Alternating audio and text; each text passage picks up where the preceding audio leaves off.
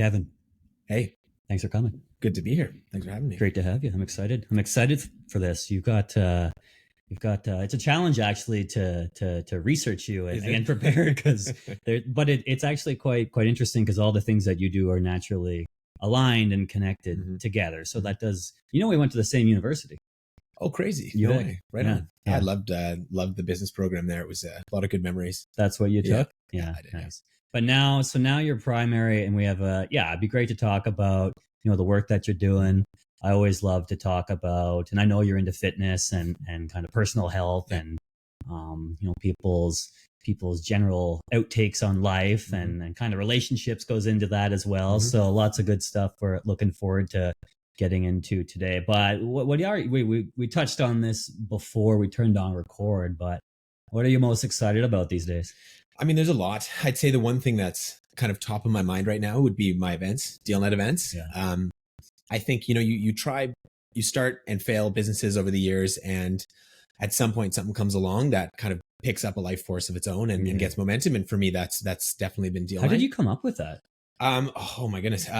Go back. I used to be an institutional analyst at two different. Which is what? So, okay, nerd. Yeah. How about that? Yeah. So I basically, like a typical analyst, will evaluate companies, see if they're worthy of investment. My role in the latter days was a bit of a hybrid where it was half traditional analyst like that, half client facing. So where I worked, our clients were so massive. For example, a single client, I think my biggest client invested about $2 billion with us, just one client. They're so big, the fees are so high that they can justify essentially assigning them an analyst. So I'd have a handful of companies that they could call me with questions. And like, for example, hard to imagine this, but there was a time when oil was crashing, right? And everyone was thinking, what companies, what countries are going to get, decimated by this fall in oil price, because it's not all sunshine and rainbows for everyone, right? And companies, my clients would call me and say, we want a portfolio evaluation of all the countries and, industries, that's easier, and specific companies that are going to be impacted negatively by this. And in the inverse, if it comes back, who's positive? So that's a massive research project. Yeah. But these companies are so big that it was worth the firm to assign those resources. So it was a hybrid client relationships mixed with pure analyst work. Wow. Yeah. And we'll get back to how the deal night started, but how did you research for that sort of, as an engineer? This is quite interesting. Yeah. But how did you research for that sort of thing then, and how would you do that now? Yeah, let me think. I mean, one thing we were fortunate to have was an unbelievable amount of resources for research. We'd be paying the firm would be paying a very large amount of money for just software. We'd have people we could call that were subject experts. You name it, we had it. The firm managed about $500 billion, so very, very large company. So, for example, though, inside of this software, one thing you might look at is export data. What countries export the most oil? Well, that's pretty easy to figure out. Then you could zoom in more to certain industries that have the most exposure to the price of oil. So it's kind of, you laser it in like that. And then there's just a lot of, trial and error, like even Googling, simple things like that, and just finding research articles, finding company data. It's just a lot of brute force work combined with some efficiency from software. But a lot of it is just put in the time, figure it out, make calls. And it's like ask the right questions, go the right direction to get the right answer to the properly defined question that you have in the beginning, which is. Now, could something like ChatGPT do it for me? Maybe. Perhaps, but they'd probably be help, that's for sure. So how did the evolution go? Was it from that role into becoming a full entrepreneur into the events, or what was there a deeper evolution within there? That pretty much was it. The idea kind of came to me when I was an analyst, because every, week, 2 weeks, at least multiple times a month, we'd be going to see executive management teams. We'd see company pitches. Sometimes they'd come to the office. Sometimes we'd go out for lunches. The typical thing I would do actually outside of work would be something typical. Go to Gotham Steakhouse in the basement there. You'd have one company sponsor it, buy everyone lunch, pay an investor relations group to organize it, and you listen to the company pitch. They obviously hope that you invest. You go to enough of these things and you realize that the traditional format is just, it's painfully boring. And there's just no emphasis put on being creative or memorable. Nice. And the bar was so low that I thought I could do something better than this in my sleep. And it took a few years for me to decide, okay, I'm actually going to do this. Nice. And it's before I had started other businesses that I'd come back to this as essentially what was at first a passion project. Yaletown, you can see it from here.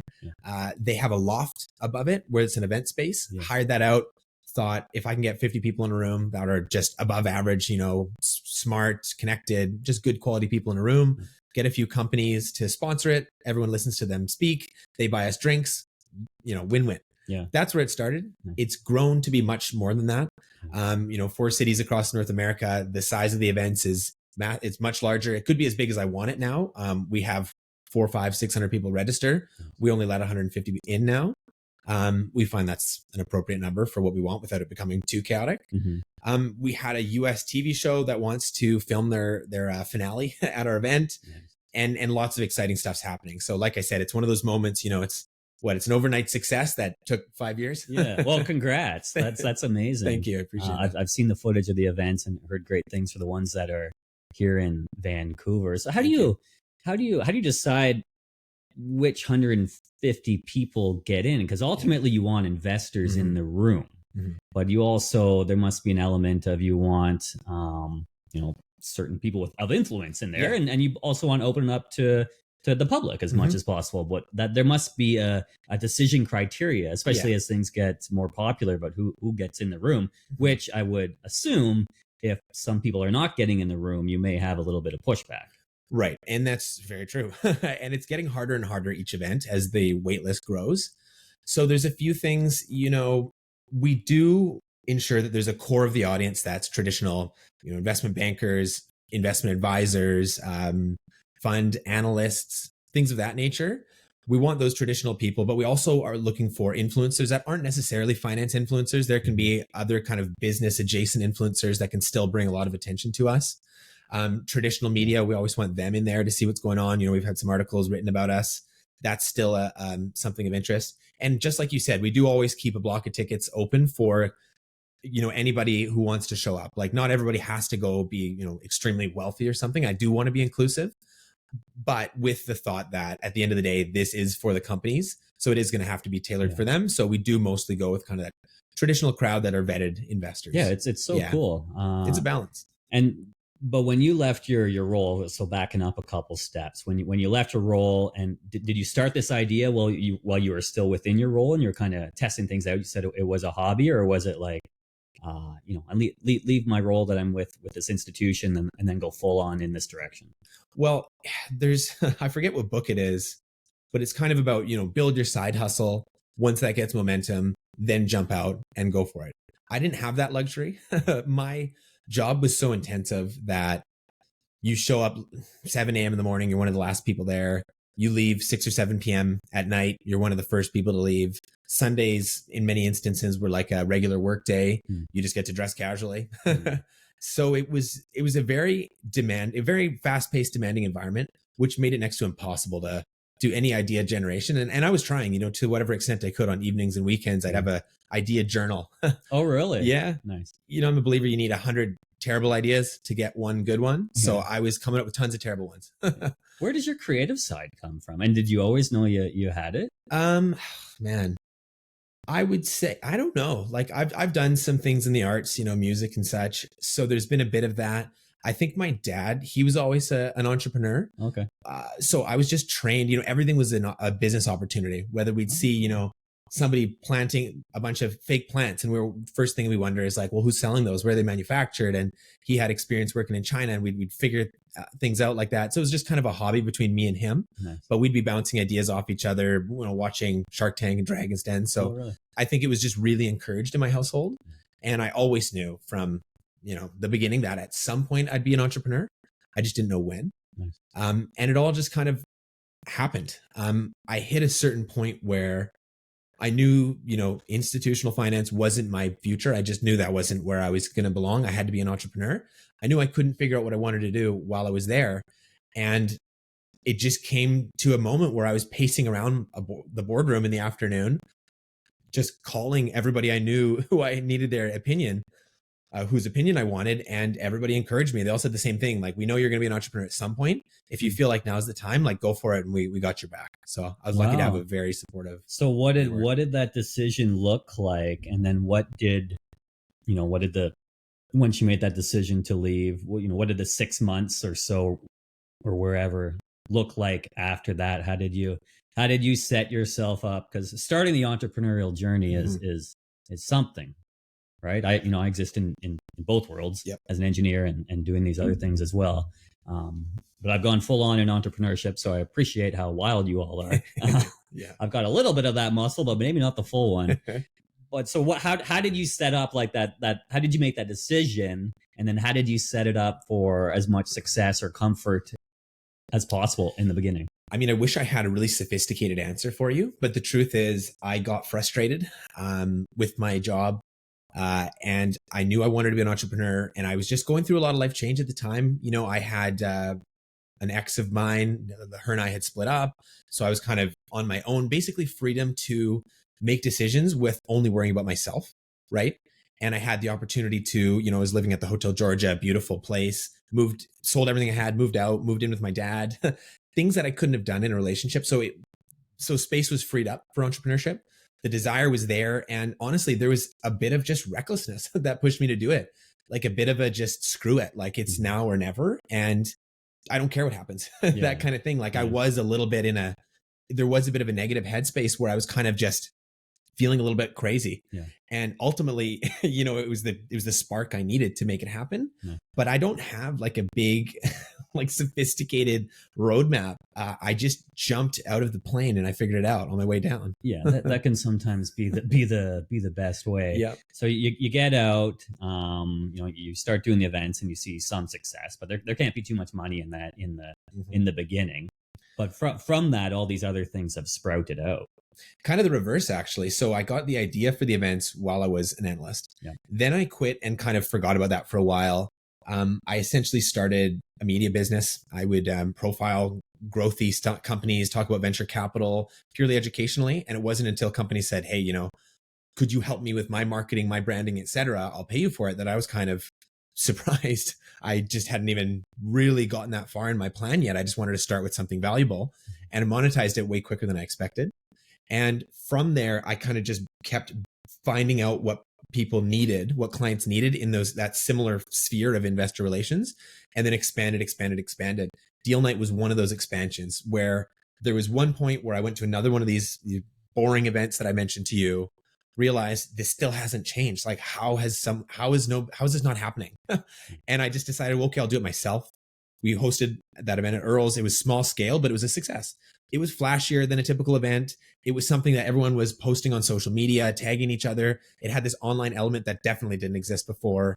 And by creating this excitement and glitz and glamour, the amount we had to basically spend to get people to the event came down. In comparison, I didn't have to buy them a steak. I had to buy, a couple cocktails, and they would come for the networking, the pitches. Like, there was so much more they were there for.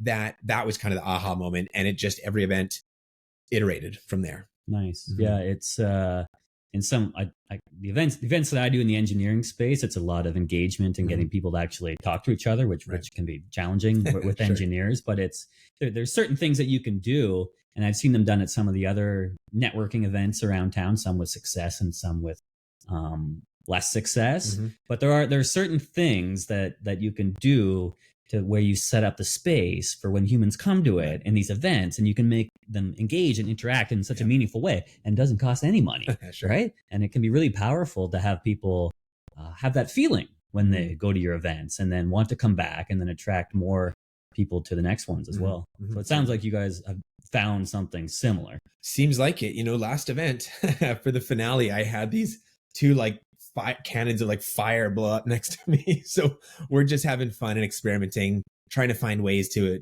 engage people, make them want to put it online, to kind of get that network effect of people that know about the event. So nice. It's just I got the best job in the world, honestly. Nice. Yeah. And so the events right now has become one of the main focuses. Yeah. When's the next one? Where and when? So it's going to be Toronto, early November. We're going to finalize the date this week. And then right after that, we're going down to Miami, November 16th. So we may do a week, back-to-back events, which will be aggressive. Nice. But we're good at this now. We can just rinse and repeat more or less. And it's because you have a list or an email list in each of these. So how did you build that up in these, or how did you grow those networks in Toronto and Miami without being there? Well, Miami, I was there for a few months. Toronto, I go for business. I know a lot of people, and a lot of people actually, to be honest, through my Instagram, follow me from Toronto and definitely Vancouver. And that was kind of the basis. Vancouver, though, very first few events was quite literally me power dialing and power texting anybody I had met on the way that was an interesting person, entrepreneur, maybe they had a good job, maybe I knew they were from a wealthy family, maybe they were an investment advisor. And I was just power texting people like crazy. Now we've picked up a bit of momentum where it's happening organically. You know, I get notifications on my phone, such and such has pre-registered for Toronto deal night. And that happens organically now. But in the early days, it was just hand-to-hand combat, a lot of LinkedIn outreach, take your followers and find out who's from Toronto or Miami, message them individually. I also have a big team. I mean, there's 12 people that work with me. Yes. My partners are really good at building tools for automation. So we were able to outreach to a lot of people that were in the investment industry. So it's just a all hands on deck, every channel you can. And in Miami, I'm physically there. I parachute behind the lines and I'm handshaking everybody at a million, 2 or 3 networking events every week for 3 months. Nice. And putting them in my phone with a tag Miami so I could send them messages when the event was launched. So a bit of everything. I've seen our mutual friend Brittany taught me how to fill a room, and it's not glamorous in the beginning, but it's literally you message, and I did a bunch of events last summer and they were full, but they're full. You don't do a one post on Instagram for your first event and things are full. You put it out there and then you start going with your thumbs and you message all the people until you get blocked on Instagram. You wait a couple days and then you go get, but it's a hustle. It's a hustle. Yeah. And but it works, that's how you fill events in the beginning and get it going. Brittany's a great example. I mean, she's a networking powerhouse. And she's been very helpful with all this. And what a great example of somebody moving to Vancouver from scratch and building an amazing networking group in the YVR Entrepreneurs Club. So yeah, it's not glamorous. No. I just I've learned so much from her and continue to learn from people that sit in this chair over here. But I saw one of your posts or videos on Instagram about when you initially went to Miami. It was because a relationship ended and you were like, well, I'm going to Miami, right? I've got a habit of this, I guess. Well, sometimes when things end, it's a great opportunity to try and go in one direction. But was that kind of like a get out of town, let's try something new type thing? Honestly, a lot of similarities to the previous patch of craziness from my former relationship. It was again the same thing, becoming single. I had always had a love of Miami for a lot of reasons. It's beautiful, tropical, fun, good music. But then this business scene was really, really picking up. And I was seeing this kind of exodus of talent from, certain jurisdictions to heading to Miami and Austin, places like that, very pro-business. And I had a desire to be part of it. I wanted to escape the Vancouver winter, as most of us aspire to. And in the same thing as previous, I had this newfound freedom where I could just think selfishly and just do something I wanted to do. And I thought, now is a good time. I want to do events in Miami anyways. Why not just do it right now? So I didn't even think too much about it. I took a few days to decide, and then I one-way flight down to Miami, and that was the rest is history. Nice. Nice. So what's the plan or vision for this winter here? Are you more settled? Are you in a relationship? Are you looking for one in Miami or Toronto and Vancouver? Maybe not one in each port, but maybe I don't think that'll work, but some people do it. Whatever. Too exhausting. Yeah. This winter is TBD. Honestly, I've traveled so much over the last year that I'm kind of exhausted and I don't mind, the rain is outside. Nice, right? I don't mind it. I'm ready for summer to be over. I'm ready to hunker down, make content, work. So I'm thinking about the next 2 months. Whatever happens after that, mystery. Who knows? Could be married by then. You never know. Well, you heard it here. You heard it here first.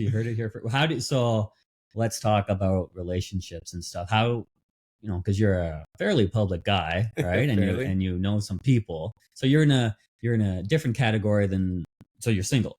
Correct. Yeah. So you're in a different category than a lot of the other single guys out there, right? Who are perhaps, whatever, fighting the battle against on their own type thing, right? Well, like, how do you find the dating world in Vancouver? It's good. I've got no complaints at all. I mean, I go through phases where I'll go on tons of dates, and then I'll kind of go through phases where I need to just kind of hide away and, okay, back to work. Yeah. So, I think you got to kiss a bunch of frogs. What do they say before you get prince? I guess princess in this case, but still, you gotta, I'm picky, and I'm in no relationship to. I'm in no rush. I don't feel like I'm in a rush. It's got to be, my last 2 relationships were long, 7 and 4 years. Nice. Both nearly went towards being married. So I'm being very conscious of who I spend my time with. And I think I got, the first 6 months or something, I just wanted to just go out, date as many people as I possibly could. Miami was obviously a blast for that. Certainly, the events bring me attention, I guess. Mm-hmm. So that definitely made my experience easier. I think at this point, I'm more conscious of nice. I'm less interested in just dating many people. I'm more, I would like to focus ultimately, find somebody that's right for me, and we'll see where it goes. So back to the events, when you, because what happens at these events for people that don't know, you come in and you have a number of companies that are featured, you have investors in the audience, and then perhaps a match is made. Correct. How do you kind of vet the companies that are featured? It sounds like you've been doing this for a while, mm-hmm. but I'm kind of thinking in relation to the dating world, but also, humans we meet here in Vancouver. There's a lot of vetting going on because there's a lot of bullshit, right? Oh yeah. But you must have to be very certain and clear about the companies that you're presenting to your network and your community, that they're quite solid. And then also, to an extent, the investors that are in the room, there must be a couple of them that try to sneak through. Mm-hmm. But so it's got to be, how do you do that? How do you vet people and make sure it's high quality and the event is high quality and the people in there are high quality? Well, right now we get no shortage of companies proposing themselves to be on stage. So there's a few things we look for in terms of, one, we consider it's an event. It's something you're going to watch and learn and be interested in. So the stagemanship and the story behind the company is actually quite important. Like, we want something that's going to teach you something, interest you. There could be the best business in the world, but maybe if they're, digging gravel out of the ground, maybe that's not the most interesting thing, even if it's cash flow positive and checks the boxes of an investment. So we like there to be a good speaker, a bit of flash to the business. Hopefully it's an industry that is on the top of your mind. And you want to learn about it. AI right now, obviously, is something everyone's talking about. Space, to whatever extent we can bring in a thought leader to teach people something there. That's kind of one of the levels. Now, the other level is this business a good investment? And the way it is right now, I'm in this middle ground where I don't really work for the audience because the audience doesn't pay anything. It is my investor relations clients that go on stage. So there's that. Now, where I'd like to get it to would be to flip that script and to say, maybe the companies on stage, maybe they don't even pay anything at all. Maybe it's the audience that pays. And now all of a sudden I work for the audience and I can look at 400 deals and analyze to find the 4 best. But so it depends on who I'm working for. Now, that being said, companies that go on stage, I'll assess to make sure they're not a scam, to make sure it's a real business, to make sure that they've got some operating history, make sure that they either have revenue and growing revenue, or they have certain assets that we deem valuable. It could be IP, for example, or a management team that has past success. So we've been very good at finding companies that kind of balance the needs of both the audience and the companies themselves. But in the future, I see a lot of opportunity to really focus in on the audience side of things. It's just a matter of training people to be willing to, instead, like if you're looking at Facebook and you see ads, you don't pay for using Facebook. Okay, you are the product, right? Mm-hmm. You're the one. The attention. You're the attention. Your attention is the product. That's what they want, right? So it's the same thing from my point of view. Now, if you flip it around and you are on YouTube and you subscribe to YouTube, now you don't get ads. Okay, well, now you're YouTube's customer and they want to take care of you. Mm-hmm. So they don't show you ads. Mm-hmm. So that's where the model should go. It should be the audience. Maybe they're subscribing to a club. Maybe there's a fund involved with a performance fee, something that incentivizes me to expand the search and solely focus on behalf of the audience. I think that's where it would go. For the short term, we've done a good job balancing both. We've found some really cool companies have come out of Deal Night. Shout out to Versus. I always throw them in there. It's one of my biggest personal holdings. They did deal night. Gabe, guy from LA, he's this artificial intelligence like savant, and he's just a stud. He's an excellent speaker, very suave guy, and the company is rock solid. They've raised like $70 million. The stock's been on an absolute tear since then. So, sometimes we have big successes out of there. So it's all a balance right now. Nice. How's that for a long answer? No, it's really interesting. So it's if the audience becomes a group and kind of pools their money together type thing, and then they, so it's kind of like a network or a community. Yeah. So anyone who's in this, and that could get bigger and bigger and bigger, it becomes its own fund. Did you? Yeah, that's exactly you what said I that. So the people that are part of this are a fund, and then they get to, with your guidance and the guidance of experts, choose where the collective money goes and makes a bigger impact. Because if I'm a junior investor or there's new investors out there, perhaps there's only so much to put in and doesn't make that much of a dent. But if you've got a bigger collective, then not only you can help the company out more as well. Exactly. So it also opens up the kind of companies I can get on stage. So I did, on a couple of my Instagram accounts, on LinkedIn, and now to the email list today, we're doing polls saying what stage of company interests you most. So it's typically been companies that are already public, but they're on the smaller side. So they're still small enough that it's not Apple, where everyone in the world knows Apple. It's, like Versus when they first listed, amazing company, publicly traded, but if you don't know, you don't know. Like there's no billboard telling you about it. So this event brought value from that perspective. So that's the typical client. But I was just curious. And I said, there's 4 options. Private company, really early stage. Like the smart guys, previous idea or previous success. Now they have an idea, like really early. Angel investor kind of stuff. Then there's private companies that they've raised money. Maybe it's at least a few million. They've got a product. It works. Product market fit is there. Founders are capable. And now they want to do a bit bigger of a raise, but they're still private.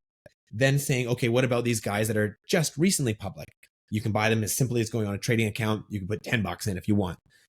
Or do you want a company that's been around the block? It's established. It's not going to growth chart going way up, but it's a solid business, been around for a long time. Risk is way lower.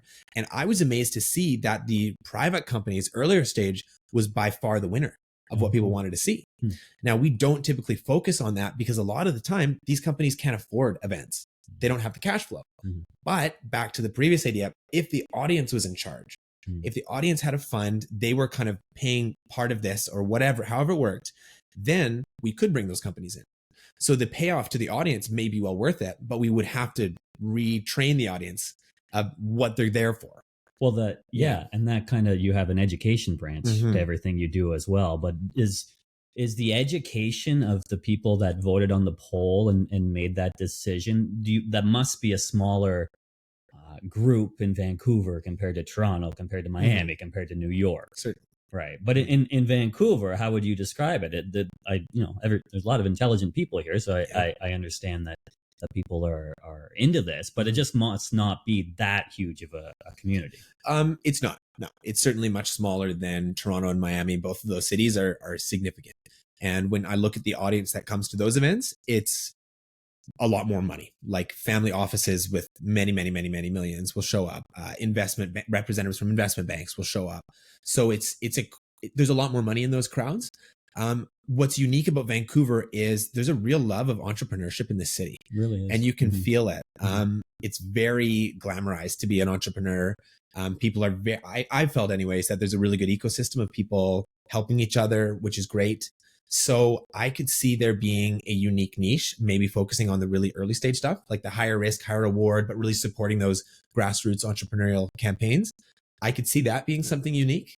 Whereas perhaps maybe it works in Toronto, but I could see Toronto being typically more focused on later stage, bigger deals, more established. Hey, let's raise 30 million rather than, hey, let's go and raise a $500,000 seed round. Nice. So I think Vancouver does have its little magic sweet spot. Nice. I can see that. So are the investors that show up to these events in each of these cities, Vancouver, Toronto, Miami, LA as well? LA will be next. Yeah. Nice. Are these are legitimate investors like this? Like the people, this is a premier event and you're pulling together, proper companies and the real deal. Like the people are using this, that thing that you've created to facilitate their work at the highest level. Yeah, correct. It's a good audience. There's always, like I said, we reserve a part of the audience for, call it unknown, certain people that we deem as being interesting, potentially a good fit, that aren't as obvious. For example, you see somebody who's an investment advisor, investment banker. Okay, well, we know they invest, we know they're educated, we know they have money. So we make sure that's the core. But there's always a certain portion that we want to let other people into the network, because sometimes you're surprised, to be honest. You never want to underestimate somebody. I've met some incredible people by just that I never wouldn't have made my initial checklist. So I always like to leave a bit of that open for interpretation as we let new people in, but we're very picky ultimately. Cool. Yeah. And tell me more about the educational branch that you do. Is it primarily the content that you share online? But I think it's great, because if there's a smaller community here, for example, in Vancouver, there's a ring around that type of community that's interested and wants to get empowered with the knowledge. And maybe they have money, or maybe they have a little, maybe they have a lot. But if they are informed about how to use it, they'll be more likely to show up to the events and be able to contribute. So how does the educational arm work, and what's fun about that? Sure. So the educational arm, you could call that Edge Investments. Yeah. And that was my first business I started. So that's where it all began. That was me holding a camera, doing selfie videos, originally about crypto, actually, because I'd wrote an ebook on cryptocurrency, on investing in crypto and blockchain adjacent technologies, and essentially how to not get scammed. That was the core message of it. Nice. I could have saved a lot of people a lot of money if they had. Where were you? I was there. Where are they reading? They should have been reading the book. I could have saved a lot of people a lot of money. And because of that, I leveraged that into building a following. I was paid to go speak, do events, keynotes about blockchain and crypto. I initially built a newsletter and an Instagram account about that specifically. And it wasn't until crypto kind of flopped that I started branching into other industries. But the core of it has always been, edge investments, education. Like that's one of the puns. Also cutting edge, et cetera. But we do a lot of that now. My partners, they're in Toronto. They've actually got a big office there. They've got lots of experience in building an online presence. Nice. And we're really focusing on the website. So we're putting out 20 to 50 articles a month, at least. We've got a team of writers now. Not everything is educational. Sometimes people just want to know, what are 5 AI stocks you should watch, things like that. But we really do lean into education. Certain things like, one of the top articles on our site is, what is it? It's when you buy a stock, where does the money go? That I think is our number 2 article right now. Fair question. Right? And we know the answer to that. So we make lots of content that's educational, like core infrastructure questions to portfolio management. Like, how do you build a safe portfolio? Should you use a human stockbroker, or should you use an online, like a digital platform? So we root a lot of it in education. And if anything, we're going to lean a lot more into that. And I'm actually going to start making a lot more video content that's educational in nature. Nice. Yeah. It's amazing. You got a lot on the go, eh? Yeah. How it's awesome. Yeah. I love it. And I'm getting the energy for free. So I appreciate that. How do you a lot about what we talk about on the show is, authentic success and authentic moving forward. You must come across in your industry a lot of things that are a little less than authentic. And do they get spotted pretty early and get weeded out, or have you been burned a couple times, or people sneak through? To say I've been burned is like the understatement of a year. The ironic thing is that a lot of my closest connections, we've been burned together. And it's like brothers at arms, like you're in the trenches together, you kind of bonds you. So some of my closest contacts now in the business, we've been screwed together, and we vow not only to not make that same mistake, but it just brings you closer together because you can have that shared experience. So nothing like getting screwed. Getting screwed. So I've been screwed many times. I've failed many times. It gets easier to figure out where the garbage is. A small amount of education goes a long way, because there's generally a handful of things you can look for that won't take you long in a company.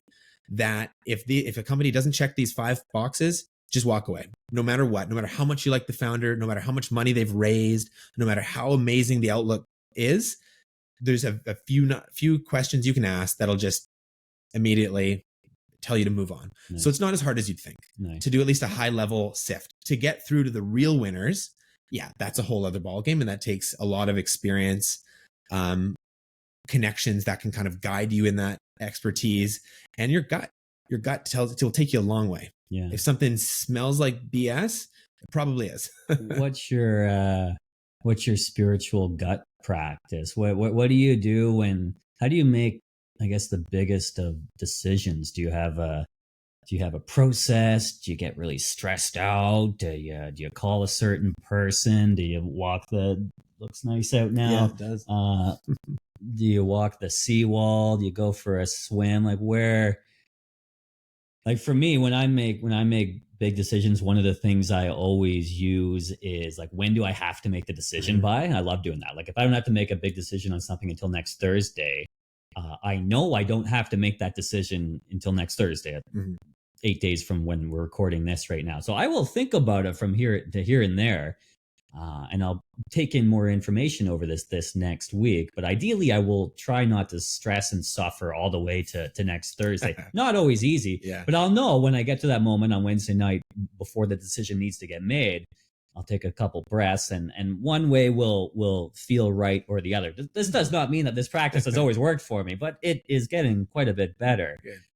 So yeah, for me, it's like, when do I have to make the decision, and kind of wait as long as possible, but not drag it out too much. But how do you make big decisions? Yeah, well, okay, big decisions and small decisions. Small decisions, I do have a tendency of being a bit of a control freak, and I do like having my hands in everything. I'm becoming better at, when something is not mission critical, just deferring to my team and just saying, just take it. What cocktails do we have an event? I shouldn't even be thinking about it. But even bigger decisions than that, I'm more and more like, I really trust my partners. So even big decisions, if it's in their subject expertise, I just need to, I want to be involved, but I force myself not to be. And then when it's a big decision that has to come from me, I'm a big writer. Yeah. I find I'm like, I learn visually. So for me, there's a lot of pacing around and just thinking, like literally staring out a window and just letting my mind run. I have my balcony has a beautiful view of downtown, very quiet. I'll just sit there and just like let my mind go wild. That's step one. Step two is you could call it journaling, I guess. I just write everything. I don't think about it. I write my thoughts, bullet points, lists, pros and cons, and I just go crazy on it. And I'll build a pretty big document, and then I'll leave it and just let it sit for a bit, go get my other work done, maybe wait a day, come back to it, revise it. And usually by then seeing it and rereading it, I'll be like, oh, well, this was ridiculous. This is actually interesting. I actually still think this is good, but actually, what about this? Make a sub bullet and just kind of slowly iterate, but in a written form. Sometimes that takes the shape of like an Excel spreadsheet. We're looking at hiring somebody right now for sales, and we're trying to decide what's the compensation look like, because we want to give them a % commission, but we know they probably want the stability of a base. But maybe there's a compromise and we give them a bigger possible commission with no stability of a base. So it's looking at different scenarios like this. So I made an Excel spreadsheet, my analyst coming back, built a financial model, looking over the months of different variables of how many deals does he bring in, what's the average cost, coming up with what felt like a reasonable expectation, and then looking at different scenarios of different base salaries combined with different commissions. How does that look over 1 year? How does it look over 2 years? And then literally letting math just come to the conclusion there. So it's always got to be something where I'm punching keys and I'm taking multiple days to reflect and reiterate. And with enough of those, sitting with my coffee and staring into the distance and then it becomes decision and then go on. Yeah. Like some of the, like I write my things in the books and the Post-it notes and by paper and all that. And I love writing it the day before. So I know my day coming up, I know the meetings, and I know my to-dos. And when you write it the day before, you kind of prepare yourself subconsciously through the night to get ready for that. But for things like talks and content, I'll do the same thing. I'll write it out. I'll let it sit there for a while. And then you come back and you read it the next morning or whatever it is. You're like, that is not good. And this is great. Like this we're sticking with. So there's something about, it sounds like we're both like in motion. Get it out there while the inspiration is there. Leave it for a bit, come back and reevaluate. Yeah. And you know what is the most so important? Mission critical emails. whether it's a heated email, it's a sales email, it's a strategic email, get your thoughts on paper and do not click send. Don't hit send. Do not hit send. I even take out the people you're going to send it to. I do too. Just in case you hit That's send. funny. You do. So do I. And that's happened, right? Yeah. Don't put the to and the CC. Take all of them out. Yeah. Right? I do the same thing. Yeah. And I've seen so many people just in the heat of the moment, I got to respond back right away. And then that email comes through and I'm, oh boy. Yeah. I'm just like, that is regrettable, yeah. you know? Yeah. So always just, even if it's a positive feeling, not necessarily an angry email, it can be just as bad on the positive side. You offer too much. Yeah. You give too much. You aren't, strong enough with your own needs. So it goes both ways. So yeah, drafting anything and just letting it sit for a moment. I've been trying to think more about, even it's tricky though with even Instagram message and things like that. But anytime you message anyone, text someone, Teams message, email, phone, whatever it is, like when your name comes up, they have a specific emotional reaction. Mm-hmm. And so if you're always being a dickhead and causing them pain or whatever it is, like you can have all these little hits of trauma on all these people. You don't want that. Right. Like you want, we're all professionals and we do what we do. So we don't want to be blowing smoke all over the place. Mm-hmm. But it's something I've been more aware of. Like when that, because when we interrupt people and we reach out to them with these messages and emails and all that, we were interrupting people. Yeah. 100%. We all have enough interruptions. But what is that feeling that they get when they know what they're going to hear and feel from you? Well, there's definitely those people when you see the message pop up, you're like, yeah. What do you want now? And sometimes, it's the translation is lost through messaging, right? Mm-hmm. There's certain older people that we all probably communicate with, and you're like, you sound like a jerk over text, but you're not actually. So this is one of the reasons I like doing the podcast and things like that, and the video content that you do, because people get to know you more when you actually speak and hear them, how they talk. No amount of content or posts or quotes or whatever it is that you put out there, people will they won't get to know you, right? Yeah. But when we can't engage personally with everyone, but when we do things like this, people get to know us and connect with us. I think it's huge. I think this kind of content is so important for anybody and everybody. It doesn't matter what business you're in, for the exact reasons you said. Business moves at the speed of trust, and it's hard to feel trust for somebody without a face. Mm-hmm. Seeing somebody, how they think, and even outside of, I post a lot of videos that don't necessarily have anything to do with my business. It's me just having fun on the weekend, or maybe I'm riding my motorcycle or whatever it is, just all in the name of people just getting to know who I am, what I like. I think that the more people feel like they know me, the more comfortable people will feel with me, and the more likely they are to do business with me. So how do you gauge that? Like what you, because I've been at both extremes. Like, how do you gauge what you share? Like, do you have a meaning and purpose behind sharing you on your motorcycle, other than, and I'm sure we've all been there, where we're just doing it for validation and the lights and the clicks and all that. But do you have more of a meaning and purpose of what you put out there on social media? And if it is just that, and you're good with that, it's to people to get to know me and do business with me and trust me. Is that how you think about it when you put? Do you consciously think about every single thing you put?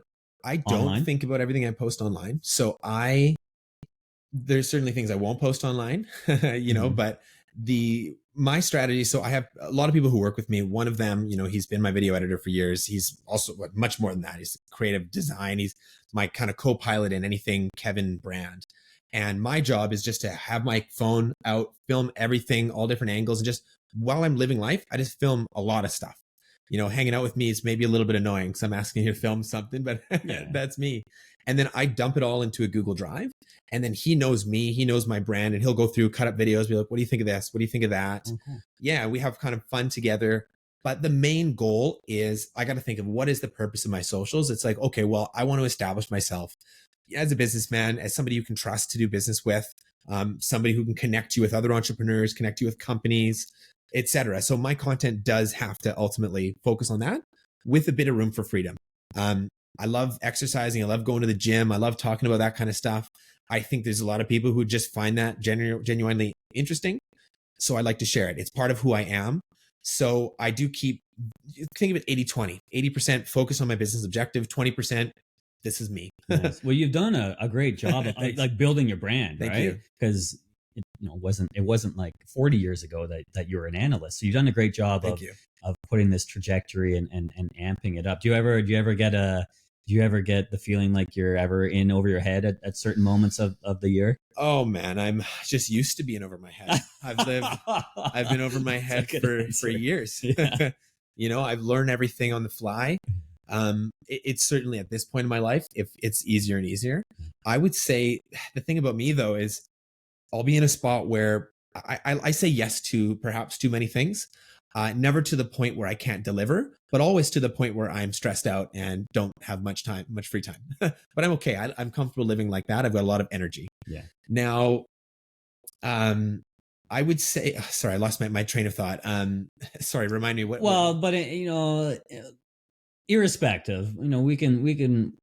I think one of the points in there is mainly around that I wanted to ask you about was the free time and how you do this, right, and how you've built this brand so successfully. Like, I get the feeling that you don't watch too many Netflix videos a week. Like, you're probably not going to wing night every Tuesday, Wednesday, Thursday with the boys. Like, well, like what is, and I think this is important for people that see your success and everything you've done. You haven't done it, watching all 162 Blue Jay games or whatever the number is each and every year. And that's fine if people want to do that. But the challenge becomes is if they're doing that and they want your success, right? You can't have both. I don't really watch TV. I'll watch a little bit of it. Monday, Tuesday, Wednesday, Thursday, I disappear from the world. Either you'll see me at the gym or you've got a Zoom call with me. That's how you interact with me during the week. I'm very social Saturday, Sunday, certainly. But yeah, I don't watch. The only time I do watch TV is it's funny. So I've been watching lots of reality TV lately, but the reason is I want to be on reality TV. There's a reason. So I'm studying and I'm figuring out which shows seem appropriate for me. Yeah. What kind of people do they like? Like for me, I'm being an analyst still. Why do you want to be on reality TV? It's one of those things, like every year when things get easier, I find something to make things a little harder. Yeah. And before I lost my train of thought where I was going with that is that I will say yes to a lot of things to the point of being busy, but not to the point of not being able to deliver. And then eventually I hit a point where it starts getting easier because I'm outsourcing to other people. I'm finding efficiencies. I'm getting better at it and it's just easier. And my busyness kind of goes down. Most people would probably enjoy themselves and maybe go for a walk or something. I can't help but plug something else in immediately. Mm-hmm. So I'm always maxed out. Mm-hmm. So that's just kind of how I've gotten used to living my life. And no, it doesn't leave room for Netflix and things like that. I exercise a lot, but because not only is it going to keep me alive longer, I need to get out of the house and move my body, but I just love it. Like nothing I like more than lifting weights and boxing. Like it's just enjoyment for me. Yeah. So that is my hobby. Yeah. People ask what my hobbies are. I'm like, oh shit, I don't really know. Like I kind of just exercise and work. Yeah. I mean, it's so important. Whenever I get into a funk or I want some sort of upgrade, like lately, like the part I'll go to it is working on this, right? Like exercising more, like being healthier, doing more meditations around town or whatever, more cold plunges, whatever it is, right? Anything to kind of get the vessel vibrating at a higher frequency. And then the ideas and the good stuff comes out of there. It's no element of like beating ourselves down. That doesn't work. No. I agree. That's always the foundation of the pyramid, right? It's like whenever I'm like stressed or I don't know if I'm on the right track or I'm just having client issues or anything like that, it always comes back down to I focus on, okay, number one, health. If I feel overwhelmed, go back to health, because at the end of the day, if you die, you burn yourself out, you're not going to be capable of doing anything. So it always comes back to that. And that's why I invest so much time, money, effort into health and wellness in all kinds of ways. So it always comes back to that. So that's why, I was look at investment bankers of, the days when I could never do that now. I don't have the ability to sit behind a computer for that, 14, 15, 16 hours a day and sleeping at the office. But it's just, nobody lasts like that. You can't, you burn yourself out. And then sometimes that burnout and from sacrificing your health, eating chicken nuggets and not going to the gym, that burnout can last years. It can shape your whole life too. So I think having a foundation of health it's not an option. It's critical. Nice. Right. So, Kevan, like, and you can share what you want, but you obviously, and I'm sort of learning to not share my biggest goals anymore and the biggest things I dream about. Well, because, and I had this discussion with Sharad in the chair last night, who was here. Sometimes in the past, when if you do that, not everyone's going to believe in you, and you can see it in their eyes, and you can hear in the questions that they ask, and then so it brings a little bit of fear into you. So it's you share it with select people, right? And then the other things you kind of share after you've done it, like oh, I've done the book, I've done the show, I've done the podcast. Yeah, there it is. It's in progress. But you must have some things, right? When in those 4 minutes while you're before you fall asleep at night, there's certain things where you think what is possible for you. Yeah. And I like saying that stuff. I do it the opposite way. I'll announce my goals and then I'll go do them, because I know people will, even if they don't verbally hold me to the fire, I know that they know. I know that I've said it to them, and I know that if I don't do it, somebody's going to notice. And more importantly, I'm a biggest critic. I'm a biggest motivator. Like, I'm going to notice, and that's enough for me. But having that public knowledge, having people knowing the accountability, it makes a huge difference, right? So that's why when I decided, I want to be on podcasts, for example, made a statement about it. My goal, I want to get more media, I want to get more podcasts, announce it, and then it kind of backfills. People, like I said, I believe the world wants to help you, and sure enough, people such as yourself kind of came to me and helped me achieve, check that off, which is great, and thank you.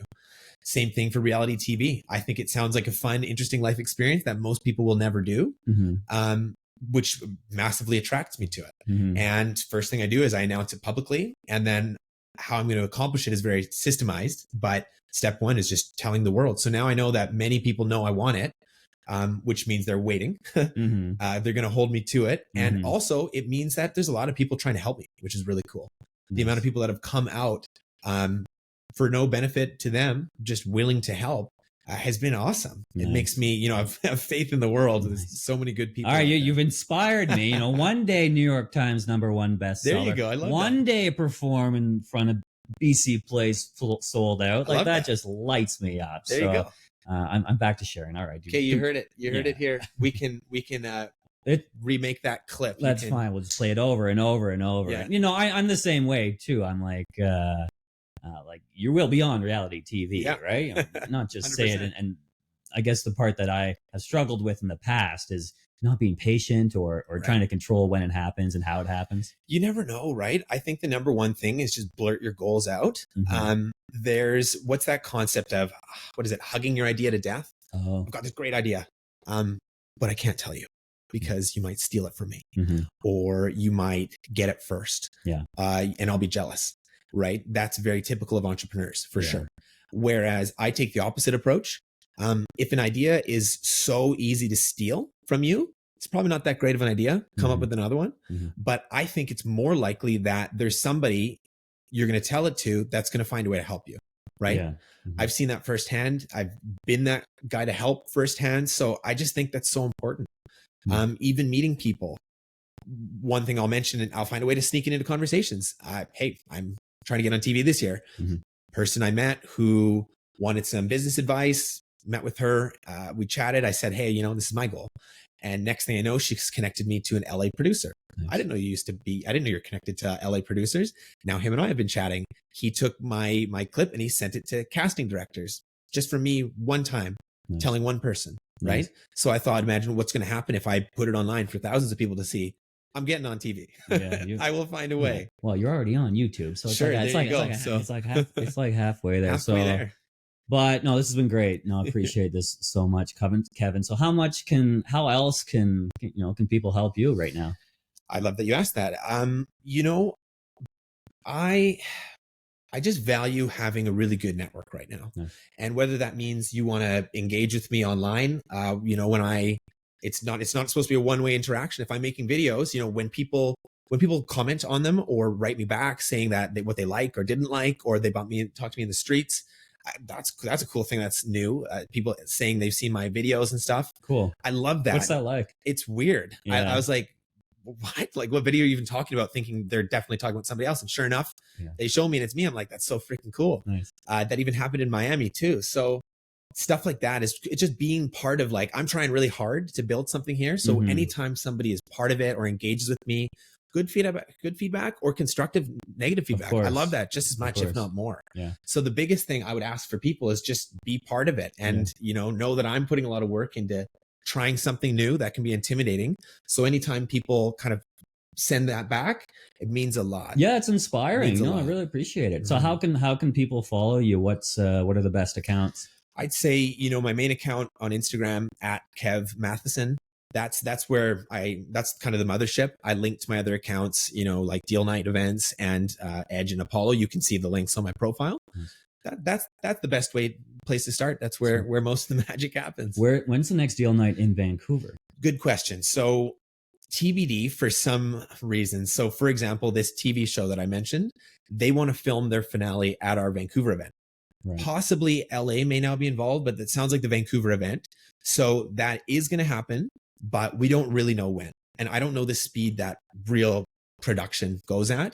So it could be early in the new year. Nice. But to be determined. Nice. But it'll be big and glitzy and there'll be lots of cameras and everyone will have to sign waivers about, appearing on a show. It'll be just so cool. It'll be like a big life moment for me. And oh, cool. No, this is really cool. I mean, this has been really great. For me personally, like awesome. It takes a lot of work to do and create these things, as you know, and sometimes you're like, why? Well, I want to also get to know the people that are doing inspiring things in town. And I want to, get to know people like you better, but we can only do that so much over online. So I really appreciate you coming and sitting in the chair and sharing everything, all the fire you got. My pleasure. I live for these conversations, right? It's no fun being an entrepreneur alone, right? It's the power of your network and the crew you got around you and the people who actually, care enough to listen. Yeah. That's what it's all about. Cool. Right. Last question. What do you, when we sit down a year from now, when we sit down a year from now, can you imagine, eh? I can imagine. Me too. The wheels are turning. It feels good, eh? It feels, not without its challenges in the next year, but I think we've both laid some good groundwork but also generally feeling good, right? Feeling good. And I think that's really important and coming from good places too. I think that's really important to manifest and create. But what are we talking about a year from now? Okay, where will we be in a year from now? So at the end of next summer, I will have a minimum of 4 cities that are active in events. I think I want to be moving into the pipeline of something really international, like London or Dubai or something like that. So there, I'll put this out there. The first major international expansion. Nice. That's number 1. Number 2, I want to be on some TV show. I'll leave it at that. I don't know if it's what show that is, but somehow being recorded on a proper production TV show. That's number 2. I think number 3 would be, I really want to get back into public speaking and doing events. So maybe it's not a keynote, but some significant, how about this? I want to set my new personal record for size of audience I speak to. Nice. So I think my biggest right now is about 200 people. So setting a record beyond that. Boom. So those are my 3. Those are nice. But how about you? Now you got it. Oh, wow. Oh, you wow. Wow. And in a year, we're going to stitch these clips and so that we can show that we actually did it. I like this. I'm really being put on the spot, and I'll take I'll do 3. Okay. The first one I will, and the first one I'll put out there is, I generally want to feel as good as I feel right now, because I spent a lot of time feeling not this good. Okay. And, so I really honor and cherish that. I respect that. Yeah, no, definitely been there. Put myself through the gears. Man, I don't quite have the best answers that you have, but I appreciate the. I think about this all the time. Yeah, and I have these bigger goals and things I've mentioned, but it's really actually important, because if we don't talk about them and we don't do them, then they won't manifest and they won't come. So I'll get back to you on that. Do it. Yeah. I mean, you got the benefit of this being your podcast. You can even record it when I'm gone and stitch it in. Yeah. Well, I'm gonna talk to it with Lucas tomorrow night. It's a perfect question. Okay. So how about this? Promise me whether it's you record it and chop it into this or add it into your next interview. But I'd like to see your 3 answers so that we can come back to this. Yeah, for sure. I mean, I know my long-term ones straight up. I like me performing in some way. BC Place sold out. Like that to me is amazing. I've been doing singing lessons. So unreal. Fun. I'll be front row. How about that? Amazing. Yeah. Amazing. So that's on there. Yeah. I do want New York Times #1 for sure. I think that'd be so cool. So cool. And I'm probably not going to write a book in the next year, but we'll put that one out there. But those 2 sort of big pillars drive me because I think it's fun. Those are huge. Yeah. Those are big, but they can actually kind of happen in a compressed period of time as well if the stars align. Like, to me, the public speaking, I did this, so I wrote a book and then I did a TEDx. And then last year I turned the TEDx into this 1-man solo show. Cool. So 50-minute solo show at the Vancouver Fringe Festival. Oh, so full on acting. And I'd never done anything like this before. So yeah, I know it's bonkers. Unreal. Next stop Broadway. Well, yeah. I mean, like, so I've learned more about the acting world in the last year or so. And it is, cool. It's definitely a lot of work involved. You can't just show up and do it. But my point being the performing and the public speaking and the acting and being on stage and moving people, it is cool. So cool. There's nothing. It's kind of, I used to do a lot more extreme sports, the biking, the skiing, all the stuff, the windsurfing. Now I do that. Cool. Because if you fall when you're on stage or you forget your lines, you are like, there's nothing, there's not a deeper depth than that. There's not. That's brutal. Cool that you did a TEDx. I would kill to do a TEDx. I'd say that's all TEDx and then eventually a full TED.